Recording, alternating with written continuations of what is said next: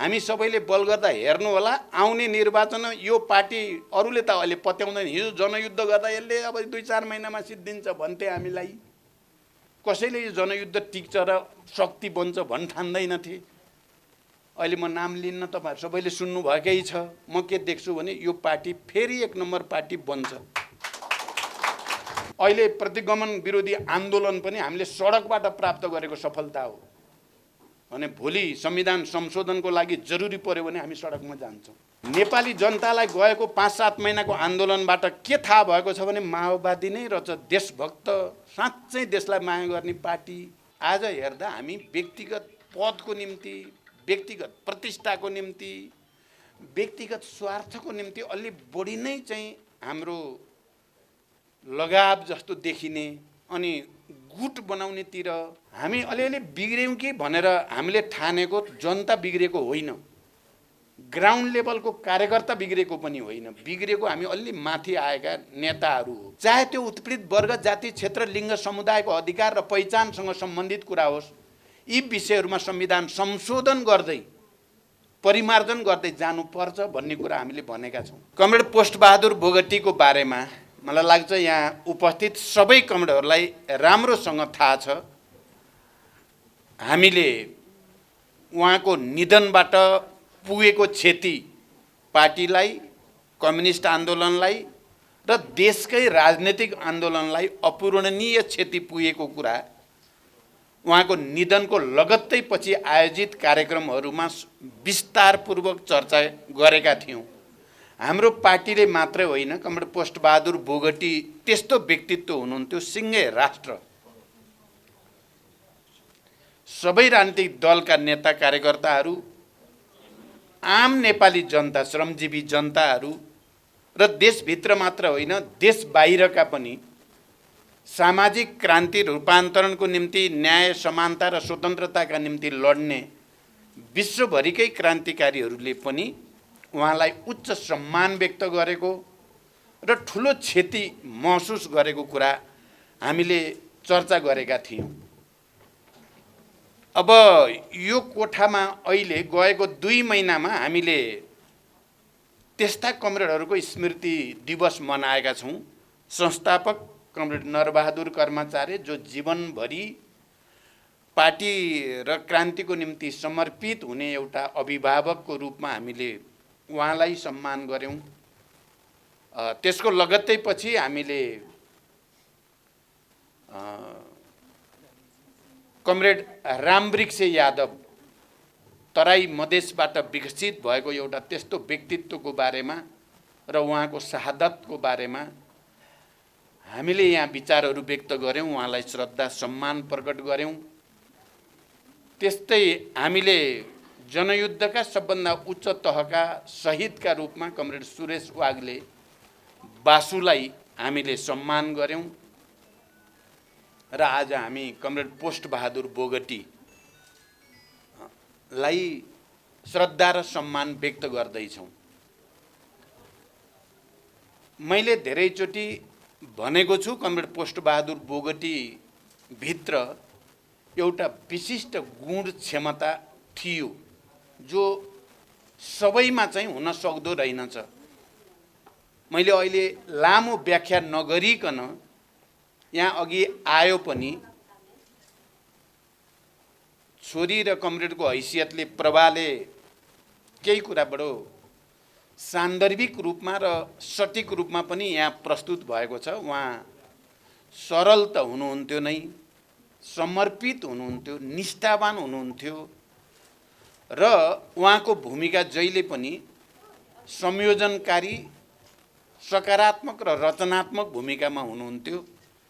जहाँ जहाँ पार्टीलाई अप्ठ्यारो पर्छ त्यहाँ चाहिँ कमरेड पोस्टबहादुर बोगटीको माग हुन्थ्यो र पार्टी केन्द्रबाट उहाँलाई त्यहीँ पठाइन्थ्यो र उहाँले जतिसुकै जटिल र अप्ठ्यारो परिस्थितिलाई पनि सहजीकरण गर्ने, साथीहरूका बीचका बहस छलफललाई समन्वय गरेर रूपान्तरण गर्ने बडो विशिष्ट चरित्र थियो कमरेड पोस्टबहादुर बोगटीमा। जनयुद्धको तयारी, पहल र निरन्तरताको क्रममा आधार इलाका भनेर पश्चिम नेपालका जुन ठाउँमा सबभन्दा बढी वर्ग सङ्घर्ष र युद्धका मोर्चाहरू चले त्यहाँको इन्चार्जको रूपमा उहाँले बडो कुशलतापूर्वक पार्टी र आन्दोलनलाई युद्धलाई नेतृत्व गर्नुभयो र उहाँको नाम नै इन्चार्ज कमरेड भनिरह्यो। किनभने पश्चिमाञ्चल कमान्ड हाम्रो मुख्य कमान्ड थियो युद्धकालमा, त्यहाँको इन्चार्ज भएको हुनाले देशभरि उहाँलाई इन्चार्ज कमरेड भनेर चिनिन्थ्यो। इन्चार्ज त अरू पनि हुन्थे, तर कमरेड पोस्टबहादुर बोगटी मात्रै इन्चार्ज हो कि जस्तो गरिकन उहाँको उपनाम जस्तो हुन गएको थियो। यसले के झल्काउँछ भने अप्ठ्यारो ठाउँमा र मुख्य लडाइँका केन्द्रहरूमा चाहिँ उहाँले नेतृत्व लिनुभयो र सफलतापूर्वक त्यसलाई सम्पन्न गर्नुभयो। यहाँ अघि भनिए जस्तै पार्टीभित्र समस्या आयो भने हामीले केही व्यक्तित्वलाई जनयुद्धकालको म स्मरण मात्रै गर्न चाहन्छु। केही व्यक्तित्व त्यस्ता व्यक्तित्व हुँदा रहेछन् हैसियतको हिसाबले पदमा अलि माथि भए पनि त्यस्ता कमरेडहरूको व्यक्तित्वको अगाडि पुरै पार्टी नतमस्तक हुँदो रहेछ। कमरेड पोस्टबहादुर बोगटीको त्यस्तै व्यक्तित्व थियो। उहाँ महासचिव हुनुहोस् या नहुनुहोस्, उहाँ पोलिट ब्युरोमा हुनुहोस् या नहुनुहोस्, उहाँ स्थायी समितिमा हुनुहोस् या नहुनुहोस्, तर त्यति बेलाका हामी लिडरसिपमा भएका मदेखि कमरेड किरणदेखि कमरेड बाबुराम भट्टराईदेखि अरू पनि सबै पोस्टबहादुर बोगटीको अगाडि नतमस्तक हुने स्थिति बन्थ्यो र नेताहरूको बिचमा विवाद भयो, कचिङ्गल भयो भने उहाँले अगाडि सरेर तर्क गरेपछि सबैले सुन्नुपर्ने मात्रै होइन मान्नै पर्ने बनाइदिनुहुन्थ्यो उहाँले। उहाँको त्यो तर्क शक्तिबाट मात्रै होइन, उहाँको नैतिक शक्ति थियो क्या, मोरल अथोरिटी भन्छ नि, नैतिक आधिकारिकता उहाँको धेरै बढी थियो। त्यसो भएको हुनाले पदीय रूपले जिम्मेवार भए पनि उहाँको व्यक्तित्वले हामी सबैलाई खिच्थ्यो र उहाँले भनेपछि हामीले मान्नुपर्ने र त्यहाँ मिलाएर समन्वय गरेर पार्टीलाई अगाडि बढाउनु पर्ने स्थिति बन्थ्यो। त्यसकारण जति बेला पार्टीमा अलिकति अप्ठ्यारो स्थिति आउँछ त्यति बेला चाहिँ कमरेड पोस्टबहादुर बोगटीको आवश्यकता झन् बढी खड्किने गर्छ। मैले त पार्टीको अध्यक्षको हिसाबले, किनकि मलाई सबै सन्दर्भमा पञ्चायत विरोधी आन्दोलन 2038 सालको जनमत सङ्ग्रहदेखि पञ्चायत विरोधी आन्दोलनको र जनयुद्धको तयारीको सबै चरणदेखि एकता केन्द्र निर्माणदेखि माओवादी युद्धको तयारी र उठान, त्यसभित्रका सबै उतार चढावहरू, सबै दुःख पीडा, हर्ष खुसी, आँसु हाँसो सबैमा कमरेड पोस्टबहादुर बोगटी मसँग जोडिनुभयो र हरदम मलाई सहयोग गर्ने, कहिले आलोचना गरेर पनि सहयोग गर्नुहुन्थ्यो। कतिपयलाई लाग्न सक्छ सायद पोस्टबहादुरले जहिले पनि अध्यक्ष प्रचण्डलाई नै साथ मात्रै दिइराख्छ कि भन्ने लाग्यो भने त्यो सत्य होइन। म कमरेड पोस्टबहादुर बोगटीको चरित्र, छवि, प्रवृत्ति र क्षमताप्रति इमान्दार भएर भन्नुपर्दा उहाँले आलोचना गरेर, कठोर आलोचना, कहिलेकाहीँ त रिसै उठ्ने गरी आक्रमण पनि गर्नुहुन्थ्यो मलाई। यो भएन, हुँदैन, तपाईँको यो तरिकाले चल्दैन भन्न सक्ने हैसियत राख्नुहुन्थ्यो। त्यसरी पनि सहयोग गर्नुहुन्थ्यो। तर फेरि भित्रबाट उहाँले लिडरसिपप्रति विश्वास चाहिँ कहिले नै डगाउनु भएन। उहाँले आलोचना गर्दै गर्दा पनि, कहिलेकाहीँ कठोर ढङ्गले प्रस्तुत हुँदा पनि उहाँको हृदयभित्र उहाँको समग्र प्रवृत्ति चाहिँ पार्टी आन्दोलन र नेतृत्वलाई स्थापित गर्ने, अगाडि बढाउने, सहयोग गर्ने नै भावना अन्तर्निहित हुन्थ्यो। त्यस अर्थमा चाहिँ उहाँ चाहिँ साँच्चै नै पार्टी एकताको एउटा यस्तो प्रतीक जस्तो बन्नुभएको थियो। अब अहिले उहाँको अभाव चाहिँ खड्किएकै छ र आज हामीले उहाँलाई स्मृति दिवस मनाउँदै गर्दा, उहाँलाई सम्झिँदै गर्दा, उहाँलाई श्रद्धा प्रकट गर्दै गर्दा म के मात्रै भन्न चाहन्छु भने भर्खरै हामी देशको राजनीति दुर्घटनामा जाला कि भन्ने खतराबाट निकै ठुलो मेहनत र आन्दोलनपछि त्यसलाई संविधानको रक्षा गर्ने, परिवर्तनका एजेन्डाको रक्षा गर्ने, गणतन्त्रको रक्षा गर्ने र राष्ट्रको पनि रक्षा गर्ने काममा एउटा सफलता हामीले हासिल गरेका छौँ। हामी आज त्यस्तो परिस्थितिमा कमरेड पोस्टबहादुर बोगटीलाई सम्झिँदैछौँ।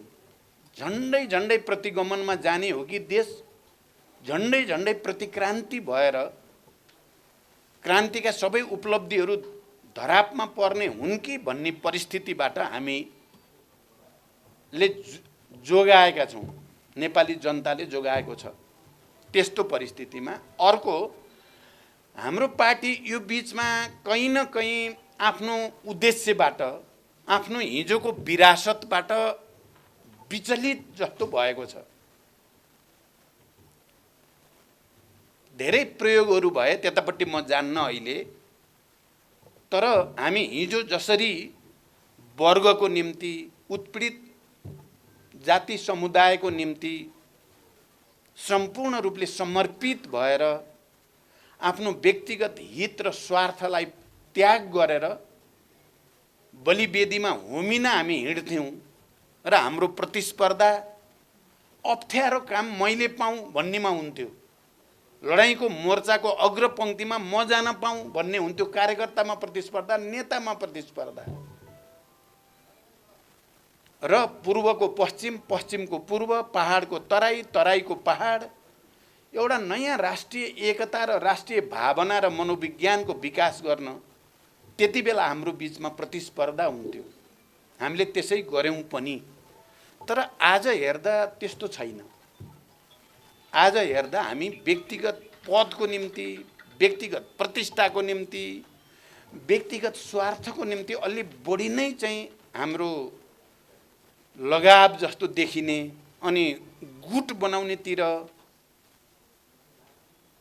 चाहिँ बढी त्यतापट्टि जाँगर आउने, पार्टी बनाउनेतिर भन्दा गुट बनाउँदाखेरि फाइदा हुन्छ कि भने जस्तो सोच्ने यो प्रवृत्तिको बिस्तारै बिस्तारै विकास भइरहेको र यो पार्टीको क्रान्तिकारी चरित्र बिस्तारै बिस्तारै स्खलित हुँदै गएर यो पनि अरू बुर्जुवा पार्टी जस्तै हुने दिशातिर, मैले भइसक्यो त म भन्दिनँ, हुने दिशातिर गइरहेको बेलामा हामीले महान शहीदहरूलाई र त्यो हाम्रा अग्रज व्यक्तित्वहरूलाई सम्झिराखेका छौँ। यस्तो परिस्थितिमा हामी यही प्रवृत्तितिर अगाडि बढ्ने हो कि हामी फेरि एकचोटि एउटा महान आदर्शतिर, अहिले हामीले समाजवादी क्रान्तिको रणनीति भनेका छौँ, एउटा नयाँ क्रान्तिको रणनीति अन्तर्गत जनवादी क्रान्तिका पनि बाँकी कामहरू पुरा गर्दै जाने, राष्ट्रिय स्वाधीनताको लडाईँलाई पनि नयाँ उचाइमा उठाउँदै लाने भनेका छौँ। त्यसअनुसारको पार्टी बनाउनको निम्ति हामीले प्रतिबद्धता गर्ने कि नगर्ने भन्ने ठाउँमा हामी छौँ। म कमरेडहरू र सबै मित्रहरूलाई के भन्न चाहन्छु भने भर्खरै हाम्रो पार्टीको केन्द्रीय समितिले एउटा सङ्कल्पका साथ पार्टी कार्यदिशालाई पनि अझ बढी सुदृढ गर्ने, हाम्रो सङ्गठनात्मक संरचनालाई पनि माथिदेखि तलसम्म वैज्ञानिक वस्तुवादी बनाउने, आदर्श उन्मुखतातिर लैजाने, हाम्रो कार्यशैलीलाई पनि फेरि जनतातिर फर्किने कार्यशैली, हाम्रा शहीद परिवारहरू, बेपत्ता योद्धाका परिवारहरू, घाइते अपाङ्गहरू र हिजो हामीलाई यो परिवर्तनको लडाईँमा साथ दिने श्रमजीवी जनताका घर दैलोमा फेरि हामी फर्किने र त्यहाँ गएर आत्मसमीक्षा गर्ने। हामीले भन्ने हामी अलिकति बाटो बिराए जस्तो भयो हामी, तर हामी त फेरि उनै मान्छे हौँ जसले हिजो हाँसी हाँसी बलिवेदीमा उत्रिएका थियौँ, तिनै मान्छे हौँ हामी। हाम्रा अग्रजहरू जो शहादत प्राप्त गरे या मृत्युवरण गरे, हामी तिनैका उत्तराधिकारीहरू हौँ भनेर फेरि जनतामा जाने सङ्कल्प हामीले गरेका छौँ। र त्यसपछिका हाम्रा स्थायी समितिका बैठकहरू र हिजो मात्रै पनि हामीले केही महत्त्वपूर्ण वर्षौँदेखि थातिरहेका कामहरू टुङ्ग्याउनेतिर हाम्रा स्थायी समितिका लिडरहरू र हामीहरू सबै लागेका छौँ। हाम्रो एकतामा आएका तर जिम्मेवारी नपाएका सबैलाई जिम्मेवारी दिने र सबैलाई चाहिँ भूमिका दिने निर्णय हामीले गऱ्यौँ। हामीले पार्टीलाई क्रान्तिकारी बनाउनको निम्ति आवश्यक पर्ने संरचना, निर्वाचन, निर्देशिका, नियमावली, विधि पद्धतिलाई विकास गरेर चल्नुपर्छ। हामी एउटा विशाल पार्टी हो। यो नेता र कार्यकर्ताको सङ्ख्याको कुरा गर्ने हो भने, आन्दोलनमा समर्पण र बलिदानको भावनाको कुरा गर्ने हो भने अहिले पनि माओवादी केन्द्र देशको सर्वाधिक विशाल पार्टी हो। यसको तुलना अरू कसैसँग नि हुँदैन। र यो बिचमा हामीले के कुरा देख्यौँ र प्रमाणित भयो भने क्रान्ति आन्दोलनमा जाने भनेपछि अहिले पनि जुरमुराएर उठ्ने नेता कार्यकर्ताहरू यही पार्टीमा सर्वाधिक रूपमा विद्यमान छन्। पुस 5 गतेको प्रतिगमन, संसद विघटन सहित जे गर्न खोजियो त्यसका विरुद्ध आन्दोलनको हामीले नेतृत्व गऱ्यौँ र हामीले के देख्यौँ भने हाम्रा समर्थक, शुभचिन्तक जनता पनि क्रान्ति आन्दोलन भनेपछि अहिले पनि त्यसरी नै लाखौँको सङ्ख्यामा सडकमा आउनमा तयार रहेछन्। हामी अलिअलि बिग्र्यौँ कि भनेर हामीले ठानेको जनता बिग्रेको होइन, ग्राउन्ड लेभलको कार्यकर्ता बिग्रेको पनि होइन। बिग्रेको हामी अलि माथि आएका नेताहरू हो। गुट गर्दै हिँड्न रमाउने चाहिँ हामी अलि माथिका नेता हो, तलका होइन भन्ने साबित भयो। ती लाखौँ जनता सडकमा आएर प्रतिगमनलाई हराउनै पर्छ, प्रतिक्रान्तिलाई रोक्नै पर्छ भन्ने जसरी आए, त्यसले के देखायो भने यही पार्टी नै अझै पनि रूपान्तरणको सम्भावना भएको एकमात्र पार्टी हो। देशलाई नेतृत्व गर्न सक्ने र देश निर्माण गर्न सक्ने तागत, विचारको तागत, सङ्गठनको तागत, समर्पण र त्यागको तागत यही पार्टीसँग छ भन्ने कुरा पछिल्ला दिनमा राम्रै प्रमाणित भयो। र हामीले आत्मसमीक्षा गर्दै गर्दा मैले चाहिँ के बुझेको छु र मैले के भन्न जोड गरिराखेको छु यो बिचमा तपाईँहरूले सुनिराख्नु भएको छ भने जनताबाट सिक्ने हो। जनताले सिकाइदियो हामीलाई। यो प्रतिगमन विरोधी आन्दोलन मार्फत आम नेपाली जनताले हामीलाई सिकायो कि हामी नेतृत्व गर्नेहरूले भुल गरिरहेका छौँ है, गलत बाटोतिर हाम्रो पाइलाहरू छन्, हामी सच्चिनुपर्छ भनेर जनताले सिकाएको हो। र हामी जनतातिर फर्कने प्रतिबद्धतासहित, पार्टीलाई क्रान्तिकारी बनाउने प्रतिबद्धतासहित हामी अहिले यहाँ उपस्थित छौँ।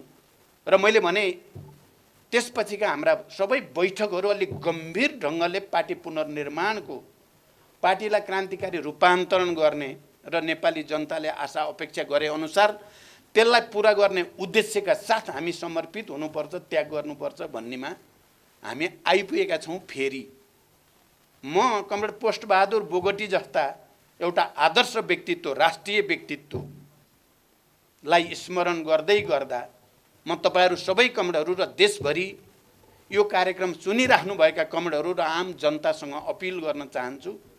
हामी यो देशलाई प्रगतितिर, यो देशका सबै उत्पीडित वर्ग, जाति, क्षेत्र, लिङ्ग, समुदायका हक अधिकार फेरि एकचोटि स्थापित गर्नेतिर, बुर्जुवाहरूले जसरी चाहिँ निर्वाचनलाई या शासनलाई पुरानै तरिकाले चलाउन जमर्को गरेका छन्, या संविधानमा कयौँ त्यस्ता प्रावधानहरू छन् जुन प्रावधानले हामीलाई परिवर्तनको अनुभूति हुन दिएको छैन।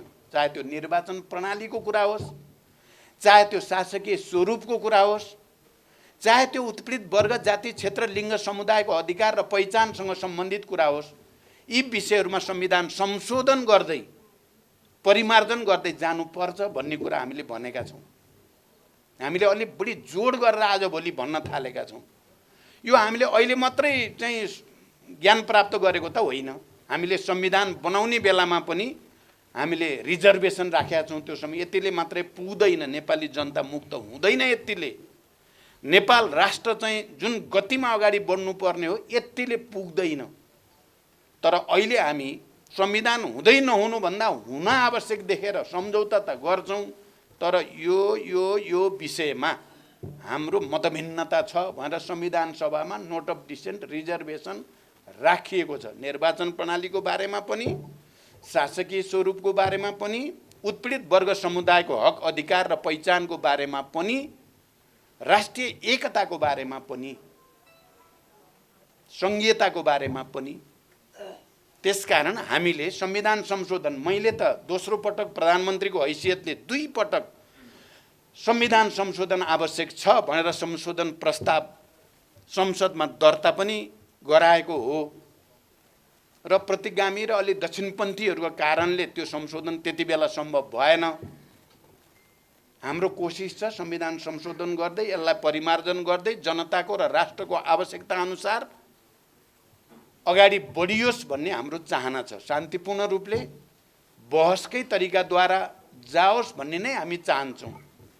हामी अहिले फेरि हिंसातिर, फेरि युद्धतिर जाँदै पनि छैनौँ, किनभने संविधानले एउटा बाटो बनाइदिएको छ। संशोधन र परिमार्जन गर्ने ढोका खुला राखिएको छ। त्यति बेला रिजर्भेसन सहित एउटा कारणले पनि हामीले सम्झौता गरेको हो, त्यो हो ढोका खुला छ। यसलाई विकसित गर्ने, संशोधन गर्ने, परिमार्जन गर्ने, राष्ट्र अनुकूल बनाउने ठाउँ छ। पहिला पहिला निर्विकल्प भन्ने शब्द प्रयोग हुन्थ्यो, असंशोधनीय, संशोधनै गर्न नसकिने भनेर राजनीतिक मुद्दाहरूलाई राखिने गर्थ्यो। अहिलेको संविधानले नेपालको राष्ट्रिय स्वाधीनता, भौगोलिक अखण्डताहरूलाई बाहेक अरू सबै चिज संशोधन हुन सक्ने भनेको छ। सिस्टम संशोधन हुन सक्छ, प्रणालीहरू संशोधन हुन सक्छन् भनेर संविधानमा नै राखिएको र समाजवाद उन्मुख संविधान भनेकोले हामीलाई अगाडि बढ्ने ठाउँ छ।